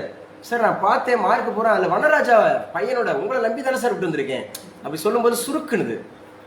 என்ன நம்பி தான் விட்டு வந்திருக்கிறாரு, அவர் எங்கே போகிறாரு, என்னை நம்பிட்டு நான் ரோட்டை விட்டு வெளியில் போகிறாரு, 2 வீலரில் போகிறாரு, தேட்டரில் போய் படம் பார்க்குறாரு, எல்லாரையும் தான் சொல்கிறேன். தம்பி இந்த வந்ததுலேருந்து, சென்னையிலேருந்து வந்ததுலேருந்து ஒரு நாள் கூட கிளாஸ் அட்டன் பண்ணல, பார்த்தா 2 திரைப்படம், அது செல்ஃபியோட. ஐயா நீ 2 போட்டோல இருந்தியா? நான் பார்த்தேன். நான் பார்த்துட்டு வனராஜட்ட சொன்னேன், இல்லை என்ன படம் பார்த்தேன்னு கூட சொல்றேன். நீ என்ன படம் பார்த்தா, யாரோட பார்த்த, எத்தனை பேர் பார்த்தீங்க, அந்த செல்ஃபியில் எத்தனை பேர் இருந்திருக்கீங்க, நான் என்ன எடுத்து வச்சிருக்கேன், ஸ்கிரீன்ஷாட் எடுத்து வச்சிருக்கேன். எதுக்காக சொல்ல வரேன்னா, யூ ஆர் மெச்சூர்டுங்க, you are matured, already you have qualified. இந்த நேரத்தில் எடுக்கிற முடிவு சூப்பரான முடிவு தான் இருக்கு. இங்கே இன்ஃபாக்சுவேஷன் இருந்துச்சுன்னா நீ முட்டாள், இங்கே இன்ஃபாக்சுவேஷன் இருந்துச்சுன்னா நீ முட்டாள், வடிகட்டிய முட்டாள். ஒரு பிஜி படிக்கும் போதுல வரக்கூடியது யூஜி படிச்சு முடிச்சதுக்கு, யூஜி படிச்சுட்டு இருக்கும் போது கூட வரலாம் இன்ஃபாக்சுவேஷன். ஒரு அப்பா அம்மாவோட கஷ்டம் தெரியாம இருக்கலாம், அடுத்து நீ என்ன ஆக போறங்கிற அந்த நிலைமையை உணராம கூட இருக்கலாம். ஆனா ஒரு டிகிரி படிச்சு முடிச்சீங்கன்னா நிக்கணும், தாலி கட்டிட்டீங்கன்னா நிக்கணும். நீ கூட சுத்தலாமா, இவன் சும்மா திரிவேன், பாடு சும்மா திரிவா, எந்த நேரம் வேணாலும் படம் பார்க்கலாம், என்ன வேணாலும் பண்ணலாம். நமக்குன்னு ஒரு மனைவி இருக்கிறாங்க, நமக்குன்னு ஒரு மகன் இருக்கிறா, மகன் இருக்கிறா. நாளைக்கு பொருளாதாரம்ன்றது நம்ம கிட்ட தான் இருக்கு. அப்பா நான் பார்க்கணும், ஏன் நான் பார்க்கணும், நான் உங்க முன்னாடி பண்ணிட்டு இருக்கிறேன், எனக்கு பொருளாதாரம் சூப்பரா இருக்கு, எனக்கு இன்னைக்கு வேணும் 2 lakhs இன்னைக்கு வேணும், என்ன பண்ண போறோம், நான் ரெடி பண்ணோம். இன்னைக்கு நான் திருச்சி போகணும், திருச்சி போறதை ஸ்டாப் பண்ணிட்டு நான் நிக்கிறேன், நான் டிரான்ஸ்பரன்சியா இருக்கேன், உங்ககிட்ட நான் பேசுறேன். அப்ப எனக்கு அந்த அந்த அந்த அந்த கவலை இருக்கு, அந்த கவலை இருக்கு. நான் எப்படி மீட் அவுட் பண்ண போறேன், அந்த விஷயத்தை நான் எப்படி கொடுக்க போறேன், என்ன கொடுக்கணும் வைக்கணும்னு சொல்லிட்டு பேசுறது புரியுதா? இந்த அக்கறை வந்துருச்சு அப்படின்னு சொன்னா நிச்சயமா நீங்க வாழ்வில் வெற்றியாளர். யாரோ ஒருத்தர் பணம் கட்டிட்டாரு, அவர் எங்கேயோ இருக்கிறாரு. இதுல நான் சுயமா சம்பாரிச்சு படிக்கிறவங்க யாராவது கை உயர்த்துங்க, அவர் மட்டும்தான் இருப்பாரு. புரியுதா நான் சொல்றது? ஏன்னா அவர் கல்யாணம் பண்ணிட்டாரு, அவருக்குன்னு குழந்தை வந்துருச்சு, அவருக்குன்னு ஒரு மனைவி இருக்கிறாங்க. என்னங்க படிச்சுட்டு இருக்கீங்க, அவர் பிள்ளைய நீ வந்து ஸ்கூல்ல விட்டு போகும்போது நம்மளே படிச்சுட்டு இருந்தா, அவரும் படிச்ச டேய் ஒழுங்கா படி, அம்மா அப்பா நீ ஒழுங்கா படிப்பா, ஒழுங்கா படிப்பா சொல்லுவாரா சொல்ல மாட்டாங்களா? உங்களுக்கு தாங்க சொல்லுவார. அம்மா உங்க பிள்ளை என்ன படிக்குது, யூகேஜி. உங்க பிள்ளைய ரேங்க் கார்டு ஆசை மதர் பாப்பீங்களா, பார்க்க மாட்டீங்களா? நீங்களும் புத்தகத்தை எடுத்துட்டு வந்தீங்கன்னு வச்சுங்க, அம்மா நீங்க பாஸ் பண்ணிட்டீங்க. இன்னைக்கு இருக்கிற பிள்ளைங்க எல்லாம் விவரம், இன்னைக்கு இருக்கிற பிள்ளைங்க எல்லாம் விவரம், ரொம்ப ரொம்ப விவரம், பயங்கர கியூட்டு. கண்டிப்பா கேட்கும், அப்பா நீனும் படிக்கிறியாப்பா, அம்மா நீனும் படிக்கிறியாமா, மார்க்க காட்டு, மார்க்க காட்டு, என்ன படிச்ச ஆன்றாங்க பாருங்க. மார்க்க காட்டு, முதல்ல மார்க்க காட்டு, அதுக்குள்ள வாங்கிடுங்க. தயவு செய்து இல்லைன்னா தாலி கட்டாதீங்க, தாலி ஏத்துக்கிறாதீங்க, தாலியும் கட்டாதீங்க, தாலி ஏத்துக்காதீங்க, குழந்தை பெற்றுக்காதீங்க. அச்சீவ் பண்ணுங்க, அச்சீவ் பண்ணுங்க. அதுக்காக சொல்றேன், ஜாலியா இருங்க. ஜாலியெல்லாம் இருக்க வேணாம்னு சொல்ல, ஜாலியா இருங்க. என்னத்தை சாதிச்சிட்டோம் அப்படிங்கிறதையும் கொஞ்சம் கொஞ்சம் அண்ணனுக்கு என்னத்தை சாதிச்சிட்டோம். அப்பா அம்மா காசுல நம்ம ட்ரெஸ் மாட்டிக்கிட்டு அப்படியே வந்து பயங்கரமா செல்ஃபி எடுத்துக்கிட்டு அப்படியே போன் போட்டுக்கிட்டு இன்ஃபெக்ஷன் பண்ணி அந்த மாதிரி கேடு கட்டவனெல்லாம் நீங்க போயிடாதீங்க. பிள்ளைங்கிட்ட சொல்றேன், பொம்பளை பிள்ளை சொல்றேன். எவன் ஒருத்தர் வந்து பாத்தீங்கன்னா இன்ஃபாக்சுவேஷன்ல உங்களை கவர நினைக்கிறானா தயவு செய்து போயிடாதீங்க, அது வந்து ஆபத்து. நான் ஒவ்வொரு ரூம்லையும் பாக்குறேன், ஒரு சில கல்சடைகள் சுத்தி ஊர் சுத்திட்டே தெரியுது, ஒரு சில பிள்ளைங்க படிச்சுட்டே இருக்கிறான், புத்தத்தோட உட்கார்ந்துருக்கிறான், நல்லா படிக்கிறான். தெருவில் சுத்தி திரு பிள்ளைகளையும் பாக்குறேன், இந்த தெருவுக்குள்ள உட்காந்து உருப்படியா படிக்கிற பிள்ளையே இருக்கு. நேற்று ஒரு பையனோட இதெல்லாம் பாக்குறேன், சார் நான் வந்து ரொம்ப ரொம்ப கஷ்டமான ஏழ்மையான குடும்பத்தில் வந்தேன், ஸ்டேட் ஃபர்ஸ்ட் வாங்கியிருக்கேன்னு சொல்லிட்டு அவருடைய டெஸ்டிமோனி இருக்கு. சாப்பாட்டுக்கே வழியில்லாத குடும்பத்துல இருந்து வந்தேன், நான் ஸ்டேட் ஃபர்ஸ்ட் வாங்கியிருக்கிறேன், அதுதான் ஜெயிக்கும். இந்த ஊர் சுத்த வந்த பிள்ளை 90% இருக்கு அப்பா அம்மா காசுல, ஆனா லேக்ஸ்ல அகாடமிக்கு 60,000 70,000 கட்டியிருக்கிறாங்க. அது போக வந்து பாத்தீங்கன்னா ரூம் ரெண்ட் மாசம் குறைஞ்சபட்சம் 4,000 5,000 சாப்பாடோட சேர்த்து, அது ஒரு 15 60 1 20 ஆயிடும். அதுக்கப்புறம் ஒரு வருஷம் இல்ல 3-4 வருஷமா சுத்திட்டு 3-4 வருஷமா. முன்னாடி தனியா சுத்திட்டு இருந்துச்சு, இப்ப வந்து கம்பெனியா சுத்திட்டு. எதுக்கு சொல்றேன்னு தெரியுமா? போட்டியாளர்கள் வருஷம் வருஷம் கூடிக்கிட்டே இருக்கிறான், அதுலயும் புத்திசாலிகள் கூடுறாங்க, நல்லா அக்கறையா படிக்கிறவங்க நிறைய பேர் கூடுறாங்க, அக்கறையா படிக்கிறவங்க நிறைய கூடுறாங்க. அதை புரிஞ்சுக்கிட்டீங்கன்னா நல்லா படிச்சிடலாம். தலைப்பு அடுத்து இன்னைக்குள்ள கரண்ட் பேஸ். வேலையின்மை விகிதம், அன்எம்ப்ளாய்மெண்ட் ரேஷியோ, வேலையின்மை விகிதம். சரி, ஆன்லைன்ல சொல்லுங்க. வேலை வாய்ப்பு வேலையின்மை அப்படிங்கிறதுக்கு ஒரே ஒரு கமிட்டி தான் சொல்லியிருந்தேன், மற்றதுக்கு கூட ஏகப்பட்ட கமிட்டி இருக்கு. பகவதி கமிட்டி யாரு? ஹரிகிருஷ்ணனா? Harikrishnan from Sivaganga, congrats, good. So அப்போ வேலை வாய்ப்பு அப்படிங்கிறது ஞாபகம் வச்சுக்கணும், வேலையின்மை அப்படிங்கிறது ஞாபகம் வச்சுக்கணும். வேலையின்மை அப்படிங்கிறோட விகிதம் 3% குறையும். அப்போ வேலை இல்லாமல் இருக்கிறவன் 3% தானே, எங்க எடுத்தாங்கன்னு தெரியல. வேலையின்மை விகிதம் அப்படிங்கிறது 3% குறையும் அப்படின்னு சொல்லியிருக்கிறாங்க, மத்திய அரசு சொல்லியிருக்கு. நாட்டின் வேலையின்மை விகிதம் 3.2% உள்ளது. எதிர்காலத்தில் இது 3% குறையும் என்று மத்திய தொழிலாளர் நலன் எழுதி வச்சுங்க, labour welfare and employment department, வேலைவாய்ப்பு துறை, அதுக்கான அமைச்சர் மான்சுக் மாண்டேவியா. தொழிலாளர் நலன் மற்றும் வேலைவாய்ப்பு துறை அமைச்சர் மான்சுக் மாண்டேவியா. ஏற்கனவே ஒரு பப்ளிக் ஹெல்த் மினிஸ்டரா இருந்தார். இப்ப இருக்கிறவர் ஜேபி நட்டா. ஸோ 3% குறையும் அப்படின்னு சொல்லியிருக்காங்க. அடுத்து வச்சுங்க, கார்கில் வீரர்களுக்காக உலக சாதனை. கார்கில் வீரர்களுக்காக உலக சாதனை. கார்கில் வீரர்களுக்காக உலக சாதனை அப்படிங்கிறது கார்கில் போரில் உயிர் தியாகம் செய்த வீரர்களுக்காக 7 மோட்டார் சைக்கிள்களில் 10,800 அடி உயரமலையில் 7 motorcycle, 7 motorcycle, 10,800 height, 10,800 metre height, 10,800 metre அடி உயரம், 5 கிலோமீட்டர் தொலைவு, 5 கிலோமீட்டர், பிரமிடு ஷேப், பிரமிடு வடிவம். அதுல எவ்வளவு பேரு சார்? 5 மோட்டார் பைக்ல 31 பேர், 31 அச்சீவர்ஸ், 31 சாதனையாளர்கள். உலக சாதனை படைத்த ராணுவ டேர் டெவில்ஸ். அந்த படைக்கு பேரு டேர் டெவில்ஸ்.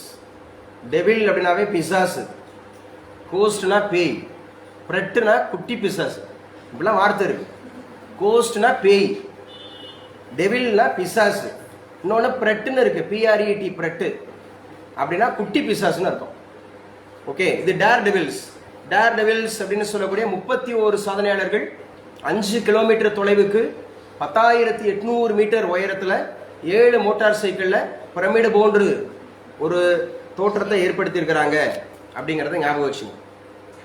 ஸோ நல்லா ஞாபகம் வச்சு, அடுத்து உச்ச நீதிமன்றத்தில் லோக் அதாலத், லோக்பால், லோக் ஆயுக்தா, லோக் அதாலத், இந்த மாதிரி 3 மிகப்பெரிய அமைப்புகள் இருக்கு. லோக்பால் உங்களுக்கு தெரியும், லோக்பால், லோக் ஆயுக்தா பில் எப்பப்பா? 2013. ஆக்ட் எப்பப்பா? 2014. எப்பப்பா குடியரசுத் தலைவர் ஒப்புதல் அளிச்சாரு? 1/1/2014. நல்லா பேசுங்க, 1/1/2014. லோக் ஆயுக்தா அப்படிங்கறத ஞாபகம் வச்சுக்கணும். மாநிலத்திலயா அல்லது மத்தியிலையா? ஸ்டேட்ல அப்படிங்கறத ஞாபகம் வச்சுக்கணும். குட். உச்சநீதிமன்றத்தில் லோக் அதாலத், உச்சநீதிமன்றத்தினுடைய 75வது ஆண்டு சாதனை. ஏன்னா உச்சநீதிமன்றம் அப்படின்னு சொல்லக்கூடியது ஞாபகம் வச்சுக்கணும். 1950 அப்படிங்கிறது ஜனவரி 28 அப்படிங்கிறதுல தான் முதல் அமர்வு நடந்துச்சு. அதோட முதல் கேஸ் 1950 ஜனவரி 28 தான் ஃபர்ஸ்ட் அமர்வு.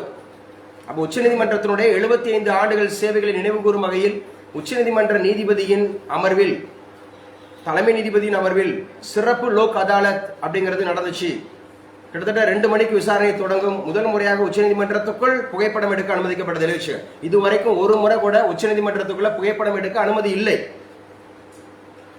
சரியா? So no permission. உச்சநீதிமன்றத்தில் புகைப்படம் எடுக்க அனுமதி உண்டா? இல்லை. முதல் முறையாக உச்சநீதிமன்றத்தில் புகைப்படம் எடுக்க அனுமதிக்கப்பட்டுள்ளது. அது சிறப்பு லோக் அதாலத் அப்படிங்கிறதுக்காக. லோக் அதாலத்தில் உச்சநீதிமன்ற தலைமை நீதிபதி DY சந்திரசூட், 50வது தலைமை நீதிபதி DY சந்திரசூட் இருக்கிறாரு.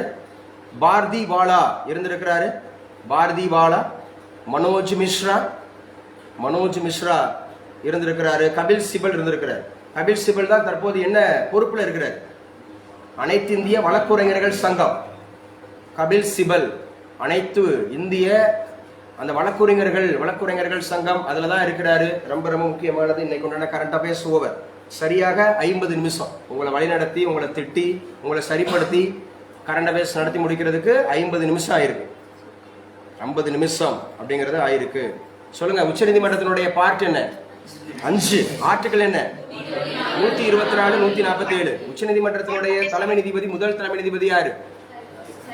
எலிசா இம்பே. இந்தியாவிற்கான உச்சநீதிமன்ற தலைமை நீதிபதியில முதல் நபர் யாரு? HJ கானியா. மொத்த கொள்ளளவு எவ்வளவு? 34.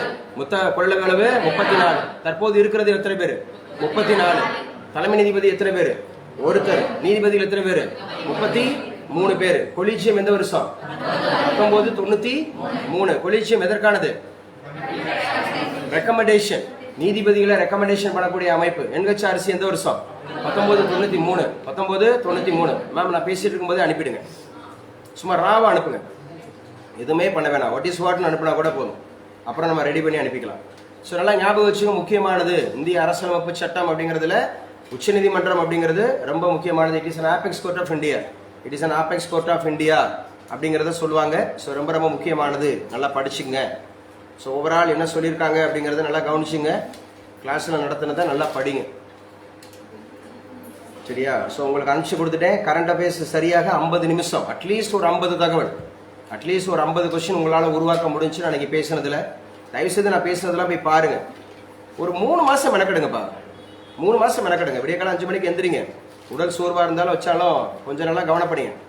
ஸோ அது போக என்னென்ன மாதிரி இருக்கக்கூடிய விஷயங்கள் அப்படின்னு சொல்லக்கூடிய எங்க யாரும் சொல்லுவா, பேசுங்க, தெரிஞ்சா கையை மட்டும் தூக்குங்க. இப்பதான் ரீசெண்டா பேசினேன், ஏஞ்சல் வரி எந்த ஆண்டு நடைமுறைப்படுத்தப்பட்டது?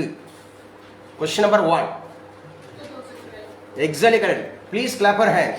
ஒரே ஒரு பொண்ணு, இப்ப நான் சொன்னேன்ல ஒருத்தருக்கு, இதுதான் வெற்றியோட சாராம்சம். யாருக்குமே தெரியாத கொஸ்டின் எனக்கு தெரிஞ்சிருக்கா, இதுதான் சீக்ரெட் ஆஃப் சக்சஸ்.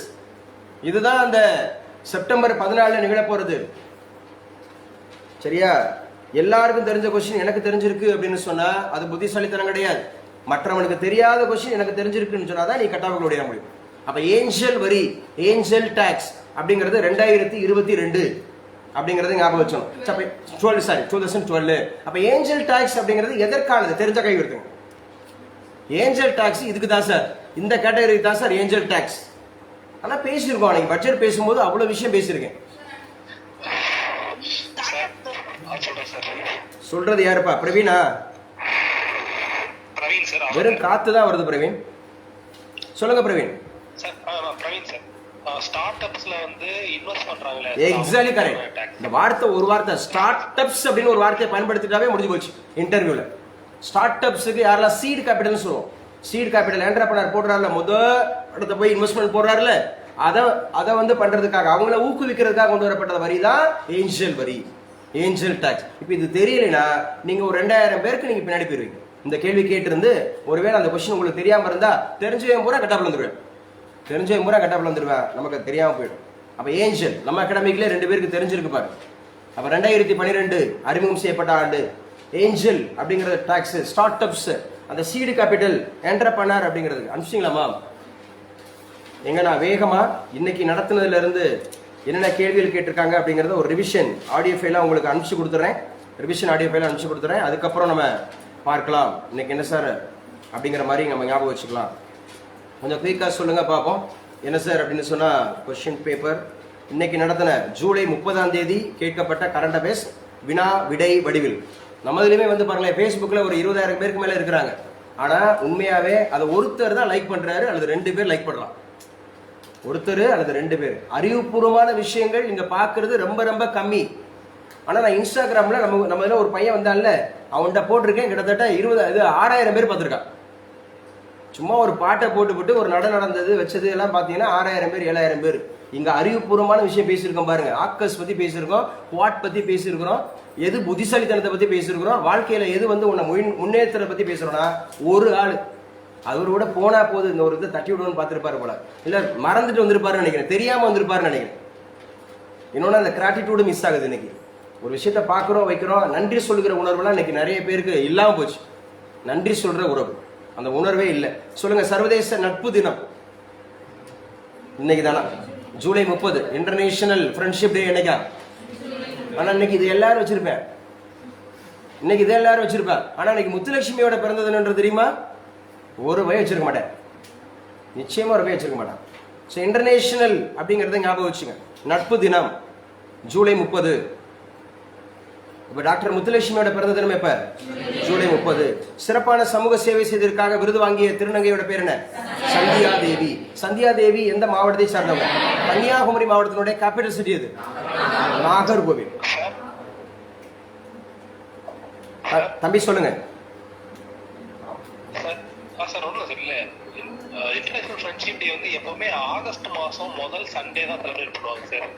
அதுவே தப்பு. சரி, அது நமக்கு தேவையில்லை, அந்த நாள் முக்கியமே இல்லை நமக்கு. அதெல்லாம் இது வரைக்கும் கேட்டதே கிடையாது. இல்ல அது இந்தியாவோடதுன்னு சொல்லல, அவரும் சர்வதேசம் தான் சொல்றாப்ல. சரி, அது இப்ப நமக்கு சர்ச்சைக்கே வேண்டாம், அது நமக்கு தேவையே கிடையாது. இது வரைக்கும் கேட்டதே இப்படி கேட்கவும் மாட்டேன், புரிஞ்சு வச்சுக்கோங்களேன். சந்தியா தேவி யாரு? திருநங்கை. திருநங்கை அப்படின்னு சொல்றது, திருநங்கைகளுக்கு ஆக்சுவலா வந்து பாத்தீங்கன்னு சொன்னா சிறப்பு சேவை விருது எந்த வருஷம் இருந்து கொடுக்கப்படுது? 2021 இருந்து. சந்தியா தேவி எந்த மாவட்டத்தை சேர்ந்தவங்க? கன்னியாகுமரி. விருதின் உள்ளடக்கம் என்ன? 1 லட்சம் காசோலை பிளஸ் வந்து பதக்கம். சரியா? தமிழகத்தின் சமூக நலத்துறை அமைச்சர் யாரு? கீதா ஜீவன். பேசுங்க. கீதா ஜீவன் அப்படிங்கிறது என்சிஆர்பி, அதோட இது எக்ஸ்பான்ஷன் என்ன? National crime records bureau. National crime records bureau. மாணவர்களின் தற்கொலைகளை தடுப்பதற்காக மத்திய அரசு கொண்டு வந்துள்ள புதிய திட்டம் சொல்லுங்க. மனோதர்மனா. மனோதர்ம் அப்படிங்கறத ஞாபகம் வச்சுங்க. மாயோன்னு போட்டிருக்கீங்க, தப்பா இருக்கு, செக் பண்ணிங்க. மனோதர்மன். இந்திரா சகானி வழக்கு எதனுடன் தொடர்புடைய வழக்கு? இடஒதுக்கீடு, ரிசர்வேஷன். தம்பிங்க பாரு. விவசாயிகளின் சந்தேகங்களை நிவர்த்தி செய்வதற்காக செயற்கை நுண்ணறிவு செயலி அப்படிங்கிற ஒரு பெயர் எந்த இணையதளமாக செயல்பட இருக்கிறது? அக்ரிடாட். அந்த இரு எடுத்துருங்கம்மா, அந்த இரு எடுத்துருங்க. அக்ரிடாட் டாட். தமிழகத்தின் விவசாயத்துறை அமைச்சர் யாரு? எம்ஆர்கே பன்னீர்செல்வம். குவாட் அமைப்பில் இடம்பெற்றுள்ள நாடுகளின் எண்ணிக்கை 4. India, America, Japan, Australia. Quad அமைப்பின் குறிக்கோள் அப்படின்னு சொன்னா இப்ப இந்த வருஷம் என்ன சொல்லிருக்காங்க? எந்த நாட்டு மீதும் ஆதிக்கம் செலுத்தக்கூடாது. எந்த நாட்டின் மீதும் ஆதிக்கம் செலுத்தக்கூடாது. அதுல இந்தியா தான் ஃபர்ஸ்டா இருந்துச்சு. நாம் அலைன் மூவ்மெண்ட் சொல்லுவாங்க, அணிசேரா நாடுகளின் கூட்டமைப்பு, NAM அப்படின்னு சொல்லியிருப்பாங்க. ஒண்ணு. இன்னொன்னு பஞ்சசீல கொள்கை. என்ன கொள்கை? பஞ்சசீல கொள்கை. அந்த பஞ்சசீல கொள்கை பாண்டுங் மாநாடுன்னு சொல்லுவாங்க. அதுல முதல் கொள்கையே வந்து பாத்தீங்கன்னு சொன்னா பிற நாடுகளினுடைய உள்நாட்டு விவகாரங்கள்ல நம்ம தலையிடக்கூடாது. அதான் சாவர்னிட்டி. அதான் சாவர்னிட்டி, இறையாண்மை. இறையாண்மைங்கிறது அதுதான் முக்கியமா ஞாபகம் வச்சுக்கணும். குவாட் அமைப்பின் குறிக்கோள். குவாட் அமைப்பின் வெளியுறவு மாநாடு எங்கு நடைபெறுகிறது? ஜப்பான் தலைநகர் டோக்கியோ. ஜப்பானுடைய தற்போதைய பிரதமர் யார்? தம்பி சொல்லுங்க. திலகராஜன். என்ன திலகராஜன்? சொல்லிட்டே சொன்னேன்ல, 100வது பிரதமர் ஃபுமியோ கிஷிடோ. கிளாஸ்ல நல்லா கவனிங்கப்பா, நல்லா கவனிங்க. நீங்க கிளாஸ்ல கவனிக்கிறதுல மிஸ் பண்றீங்க. கவனம் அப்படிங்கறதோட கற்றலோட அடிப்படை காரணி கவனம். அந்த கவனத்தோட அடிப்படை காரணி நான் சொன்ன காலையில சொன்ன ஆர்வம். ஆர்வம் இல்லாம நீங்க கற்றல் நடக்காது. கற்றலோட அடிப்படை காரணி அப்படிங்கிறது கவனம். அந்த கவனத்தினுடைய அடிப்படை காரணி அப்படிங்கிறது ஆர்வம். அந்த ஆர்வத்தோட அடிப்படை காரணிங்கிறது தேவை. அந்த ஆர்வம் தேவை இருந்தாதான் நீ ஆர்வமா இருப்ப. ஆர்வம் இருந்தாதான் கவனம் இருக்கும். கவனம் இருந்தாதான் கற்றல் நடக்கும். இதுல எது ஒண்ணு மிஸ் ஆனாலும் சும்மா உட்காந்து போக வேண்டியதான். ஆர்வம் பரவாயில்ல. நான் எவ்வளவு கத்துறேன் பாத்தீங்களா? ஒரு சின்ன கூட்டங்க, சின்ன கூட்டம். அங்கே போய் ஒரு 1000 பேர் படிக்கிற ஒரு அகாடமியில போய் பாருங்க. ஐம்பாடு உட்காந்துட்டு ஒரு ஏற்ற இறக்க இருக்காது, ஒன்றும் இருக்காது. ஐம்பாடு எவங்க அங்கே பேசிக்கிட்டு இருப்பேன், கத்திட்டு இருப்பேன், குனிஞ்சிட்டு இருப்பேன். நீ இப்போ கவனச்சிதறலாம் இருந்ததுனால உன்னை கவனிச்சு நான் கேள்வி கேட்டேன், இல்லைன்னா உன்னை கேள்வி கேட்டிருக்க மாட்டேன். கொஞ்சம் கவனச்சிதறல் இருந்ததுனால பார்த்தேன், பார்த்துட்டு கேள்வி கேட்குறேன், கேட்டப்ப ஆன்சர் தெரியல. அதான் சொல்றது. அப்போ என்ன சார்? ஒன்று தேவை, தேவைக்கு அப்புறம் ஆர்வம், ஆர்வத்துக்கு அப்புறம் கவனம், கவனத்துக்கு அப்புறம் தான் கற்றல். அது இருக்கணும். அப்பதான் இங்கே ஜெயிக்க முடியும். ஜப்பானோட 100வது பிரதமர் ஃபுமியோ கிஷிடோ. கிஷிடான்னு போட்டிருக்கீங்க, கிஷிடோ. ஃபுமியோ கிஷிடோ. டாக்டர் முத்துலட்சுமி அவர்களின் பிறந்த தினம் எப்போதுன்னு கேட்டால் ஜூலை 30, 1886. ஜூலை 30, 1886. ஃபர்ஸ்ட் ரோ சொல்லுங்க பாய்ஸ்ல. ஃபர்ஸ்ட் ரோ பாய்ஸ்ல சொல்லுங்க. 1886 INC மாநாட்டுக்கு தலைமை தாங்கினவர் யார்? தாதாபாய் நவ்ரோஜி. எத்தனையாவது? 2வது. தம்பி நீங்களும் தான் ஃபர்ஸ்ட் ரோல. சும்மா ட்ரை பண்ணுங்க, ட்ரை பண்ணுங்க. 1886 தாதாபாய் நவ்ரோஜி அப்படிங்கிறவர் எந்த மாநாட்டில்? எந்த மாநாட்டில்? முக்கியமானது MBC அப்படின்னு சொன்ன கல்கட்டா. ஃபர்ஸ்ட். 2வது கல்கட்டா. 1886. வயதானவர், தேசிய வருமானத்தை முதல் கணக்கிட்டவர், INCங்கிற பேர் வச்சவர். எப்படியா சொல்லிக் கொடுக்க சொல்றீங்க? அதான் சொல்லிட்டோமா? சரியா? வயது முதிர்ந்த INCயோட லீடர். ரொம்ப முக்கியமானது. கொஞ்சம் நல்லா படிங்க, கொஞ்சம் நல்லா படிங்க. ஆர்வமா இருங்க, ஆர்வமா இருங்க, நல்லா படிங்க. இல்லைன்னா வீண் முயற்சியா போயிரும்பா. எதுக்குப்பா இவ்வளவு காசை விரயம் பண்ணி, இவ்வளவு நேரத்தை விரயம் பண்ணி உட்காந்துட்டு? உங்க ஃப்ரெண்டே தம்பி, அவருக்கு வந்து நேரம் கிடைக்காம இருக்கிறான், நமக்கு நேரம் கிடைச்சிருக்கு. கொஞ்சம் கம்பேர் பண்ணி பாருங்க. பெங்களூர்ல வேலை பார்த்துட்டு இருக்கிறாரு, பொருளாதாரத்துக்கு ஓடிட்டு இருக்கிறாரு. சார் ப்ளீஸ் சார், நீங்க சொல்ற நேரம் சார், என்னால வந்து 6 விடிய காலம் 5 மணில இருந்து 10 மணி வரைக்கும் எனக்கு டைம் இருக்கு சார். 10 மணில இருந்து இரவு 8 மணி வரைக்கும் என்னால டைமே கொடுக்க முடியல சார். டைம் கொடுக்க முடியல, பாவம். படிக்கணும்னு நினைக்கிறவங்களுக்கு டைம் கொடுக்க முடியல. நமக்கு டைம் கிடைச்சிருக்கு, வந்து உட்காந்துட்டோம். எல்லாருக்கும் சொல்றேங்க, எல்லாருக்கும் சொல்றேன். யாரோ தம்பிக்கு மட்டும் சொல்றது இல்ல. இங்க நமக்கு டைம் கிடைச்சிருச்சு, நல்ல டைம் கிடைச்சிருக்கு. ஆனால் அந்த டைமை நம்ம வந்து வீணான டைம் ஆக்கிடக்கூடாது. ஒரு செகண்ட் அப்படிங்கிறத போய் கேட்டு பாருங்க, வலிமை தெரியும். உயிர் பிழைச்சவன்ட்ட போய் கேட்டு பாருங்க, ஒரு செகண்ட் நூலிலே நான் தப்பிச்சேன்டா. அதே மாதிரி சர்ஜரிக்கு கரெக்டா இன்னொரு 5 நிமிஷம் கழிச்சு கொண்டு வந்துருந்தீங்கன்னா காப்பாத்திருக்க முடியாதுன்னு சொல்லிட்டு கேட்டு பாருங்க. ஃபிளைட்டை மிஸ் பண்ற போய் கேளுங்க, அது ஒரு நிமிஷத்துல ஃபிளைட்டை மிஸ் பண்ற போய் கேட்டு பாருங்க, ட்ரெயினை மிஸ் பண்ற போய் கேட்டு பாருங்க. ஒரே ஒரு விஷயம், நான் அப்படியே ஷேர் மார்க்கெட்ல நான் அப்படி பார்த்துட்டே தான் இருந்தேன். அந்த ஒரு செகண்ட் சேஞ்ச் ஆகி போச்சு, நான் கவனிக்காம விட்டுட்டேன். அந்த கவனச்சிதறல் அந்த மாதிரி இருக்கிறவங்க போய் கேட்டு பாருங்க. நேரம் எவ்வளவு முக்கியமானதுன்னு பாருங்க, நேரத்தை எப்படி சரியாக பயன்படுத்துறதுன்னு பாருங்க, நேர மேலாண்மைங்கிறது எவ்வளவு அவசியம்னு பாருங்க. நேர மேலாண்மைங்கிறது எவ்வளவு அவசியம். ஆனா நம்ம அசால்ட்டா விட்டுட்டு இருக்கோம். அத்தனை ஃபேஸ்புக்கில், யூடியூப்ல, இன்ஸ்டாகிராமில், டெலகிராமில் பாட்டு பாடுறதுல பக்கத்தில் ஃபுல்லாக அந்த பூரா பாட்டு. நைட்டு 12 மணி வரைக்கும், 11 மணி வரைக்கும், 1 மணி வரைக்கும்லாம் பார்த்தீங்கன்னு சொன்னால் பசங்க படிப்பாங்க. அதுலேயும் ஒரு சில பையங்க படிக்கிறாங்க, ஃபுல்லாக பாட்டு கேட்டுட்டு ஆட்டம் ஆடிக்கிட்டு கிரிக்கெட் விளாண்டுக்கிட்டு தியேட்டரில் சுற்றிக்கிட்டு வச்சுக்கிட்டு. தம்பி படிச்சிரு. அவங்க லைஃப் வேறு, நம்ம லைஃப் வேறு. அவங்க சூழல் வேறு, நம்ம சூழல் வேறு. நான்லாம் ஒரு சில தம்பிகளை பார்க்குறேன், 2 வருஷம் 3 வருஷம் அதே மாதிரி தான் இருக்கான். 2 வருஷமா 3 வருஷமா எப்படி ஒரு 2 லட்சம் 3 லட்சம் செலவு பண்ணியிருப்பான். அந்த கல்லூரியில் படிக்கிறதுக்கு ஒரு 2 லட்சம் 3 லட்சம் செலவு பண்ணியிருப்பான். இன்ஜினியரிங் படிக்கிறதுக்கு ஒரு 2 லட்சம் 3 லட்சம். அசால்ட்டா வெறும் சாப்பாட்டுக்கு மட்டுமே 1 லட்சம் வருதுங்க. ஒரு இன்ஜினியரிங் காலேஜில் போய் சேர்த்தீங்கன்னா ஒரு பிள்ளைய ஒரு வருஷத்துக்கு சாப்பாட்டுக்கு மட்டுமே 90,000 1 லட்சம்ன்றா. அது போக செமஸ்டர் ஃபீஸ் இருக்கு, அது போக எக்ஸாம் ஃபீஸ் இருக்கு, அது போக புக்ஸ் இருக்கு, அது போக நம்மளோட எக்ஸ்ட்ரா செலவு இருக்கு. உங்களை அப்பா அம்மா பார்க்க வர்றதுக்குன்னு ஒரு காசு இருக்குது, 5 லட்சம் ரூபாய்.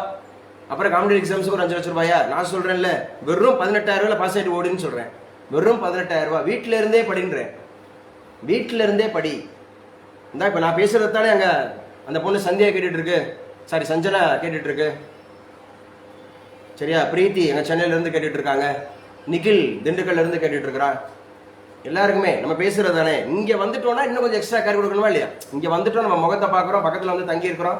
என்ன தம்பி, அன்னைக்கு வந்து ஒரு நாள் கேட்டேன், இந்த இடம் சும்மா இருக்குங்க, இந்த இடம் சும்மா இருக்கு, இந்த அந்த சிஸ்டம் சும்மா இருக்கு, மேம் சும்மா இருக்காங்க, மேம் ஒரு கொஸ்டின் பேப்பர் கொடுங்க.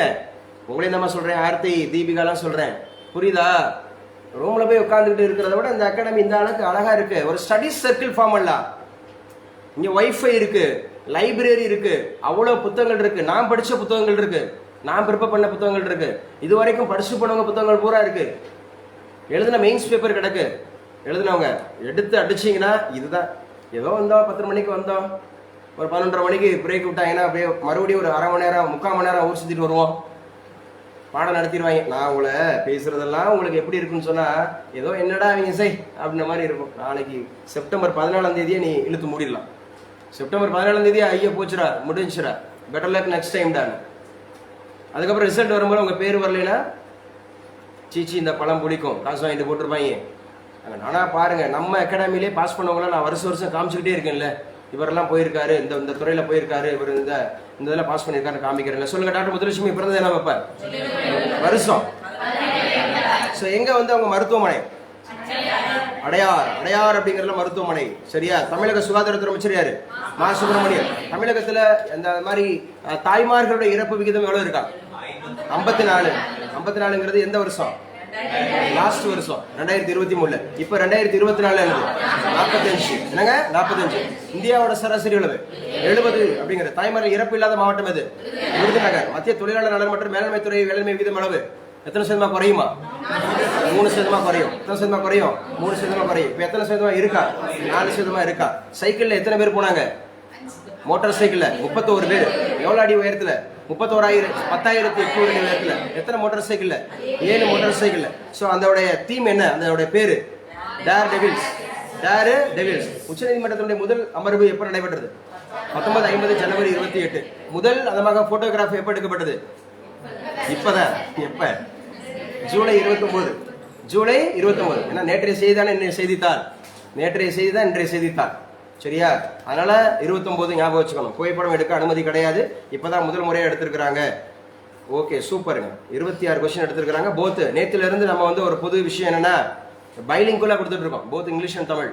எப்பவுமே நம்மகிட்ட பைலிங்குலா இருக்கும் கொஸ்டின் பேப்பர், மெட்டீரியல்ஸ் எல்லாமே. பட் கரண்ட் அஃபேர்ஸ் மட்டும் நம்ம வேகமா கொடுக்கறதுனால தமிழ்ல ஒன்லி கொடுத்துட்டு இருந்தோம். இப்போ இங்கிலீஷ்ல. Who is a transgender person who received the award for outstanding social service? Sandhya Devi. which is district she belongs to? Kanyakumari அப்படிங்கறத ஞாபகம் வச்சுங்க. Class over. So class over அப்படியே நம்ம கண்டினியூ பண்ணிக்கலாம். ஸோ வேகமா படிப்போம். இந்த லாஸ்ட்